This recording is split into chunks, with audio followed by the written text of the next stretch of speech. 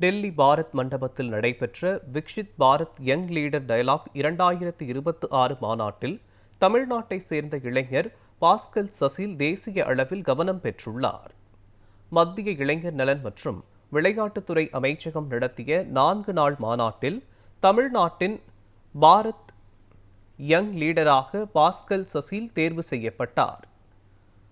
ஆத்ம நிர்பர் பாரத் 2047 குறித்த தனது தொலைநோக்கு திட்டம் மற்றும் வளர்ச்சி கருத்துக்களை மத்திய அமைச்சர்கள், உயரதிகாரிகள் முன்னிலையில் அவர் முன்வைத்தார். மத்திய இளைஞர் நலன் மற்றும் விளையாட்டுத்துறை அமைச்சர் மன்சுக் மாண்டவியா, மாநில அமைச்சர் ராஷா கச்சே, கூடுதல் செயலாளர் நிதேஷ்குமார் மிஸ்ரா IAS, தகவல் தொழில்நுட்ப அமைச்சக செயலாளர் கிருஷ்ணன் IAS உள்ளிட்டோர் அவரது கருத்துக்களை கவனத்துடன் கேட்டறிந்தனர்.